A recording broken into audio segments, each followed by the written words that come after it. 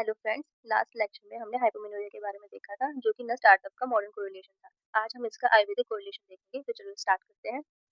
इसको बोलते हैं न स्टार्टअप, रजुनास एंड अनार्तव। ठीक है, अगर हम इसको श्लोक के अकॉर्डिंग देखें तो है दोष आर्तव मार्ग तत्व आर्तव नश्यति, अर्थात दोष जब आर्तव के मार्ग को अवरुद्ध कर देते हैं तो आर्तव का नाश हो जाता है, यानी आर्तव का क्षय हो जाता है। नेक्स्ट दूसरा श्लोक क्या कहता है, वात कफ आवृत मार्ग स्वाद अपरिवर्तते आत्मम, अर्थात जब वात और कफ मिलकर आर्तव के मार्ग को ब्लॉक कर देते हैं तो आर्तव का प्रवाह यानी मेंस्ट्रुएशन है जो वो रुक जाता है। ठीक है, आगे देखते हैं। जैसे मार्ग अवरोध हो जाता है, लाइक स्रोतों का जो स्रोतस है वो अवरोध हो जाते हैं, किसकी वजह से, वात और कफ की वजह से। इसी की जो कंडीशन है वो अनार्तव कहलाती है। नॉर्मल अगर हम इसकी डेफिनेशन को देखें तो मासिक धर्म का पूर्ण अभाव हो जाना, लाइक मेंसेस है वो बहुत कम हो जाना या फिर अब्सेंस हो जाना, ये नष्टार्तव, रजुनाश और अनार्तव कहलाता है। इसके कारण क्या है, वात एंड कफ दोष, और उसकी वजह से धातु क्षय हो जाता है, तनाव स्ट्रेस भी हो सकता है, हार्मोनल इम्बैलेंस भी हो सकता है। अगर हम इसके लक्षण की बात करें तो इसमें पीरियड्स का ना आना, weakness, acne and hair fall रहता है। ट्रीटमेंट अगर हम देखें इसका तो उसमें अगर जनरल ट्रीटमेंट उस्मानिया सिद्धांत के अकॉर्डिंग देखें तो ये वात और कफ का नाश करेंगे, क्योंकि उसका उत्पत्ति का कारण ही वात और कफ में इम्बैलेंस है। आर्थोजेनस मेडिसिन का यूज़ करना, लाइक मेंस्ट्रुएशन स्टिमुलेशन जो मेडिसिन है उनका यूज़ करना है। इसमें क्या, लाइक क्योंकि जो हमारा आर्थर है वो नष्ट हो गया है या फिर वो कम बन रहा है, तो उसको बनाने के लिए जो औषधि का उपयोग कर सकते हैं उनका यूज़ करना है। स्निग्ध आहार लेना चाहिए, अग्नि को सुधारना चाहिए। मंद अग्नि की वजह से रस की उत्पत्ति नहीं होती, रस की उत्पत्ति नहीं होने से रक्त की उत्पत्ति भी नहीं होती, मतलब रक्त का भी क्षय हो जाता है। जब रक्त का क्षय हो जाएगा तो हमारे आंतों का भी क्षय हो जाता है।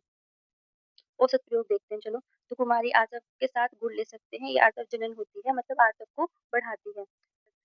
तिल, शहद और गुड़ का काढ़ा बनाकर ले सकते हैं, ये वात कफ का शमन करती है और मार्ग का शोधन करती है। ज्योतिषमती रजी का उष्ण द्रव का प्रयोग करेंगे, ये अवरोध हटाने में सहायक होता है, स्रोत अवरोध जो होता है उनको ठीक करता है। असन को पीसकर शीतल जल से 3 दिन तक सेवन कर सकते हैं, ये आर्तव प्रवर्तन होता है, आर्तव को बढ़ाता है। लहसुन, शताब्दी व शतपुष्पा का प्रयोग कर सकते हैं। धातु पोषण में यूज होता है और आर्तव को सुधार करता है।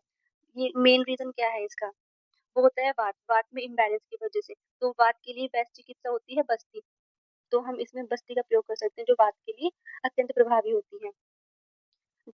डाइट हमें इसमें किस तरीके की लेनी चाहिए, भोजन में हम यूज़ कर सकते हैं मांस, कुलथ, तिल, मांस यानी कि उड़द, और पीने के लिए हम क्या यूज़ कर सकते हैं, सूरा, गोमूत्र, दधी एंड शुक्र यानी कि फर्मेंटेड आइटम्स होते हैं। ये सभी वात कफ नाशक और आत्मजनक होते हैं। कुछ होम रेमेडीज हैं जो आप घर पे यूज़ कर सकते हैं, लाइक तिल एंड गुड़ के लड्डू डेली यूज़ कर सकते हैं। अजवाइन का पानी यूज़ कर सकते हैं जो कि यूट्रस स्टिमुलेशन होता है।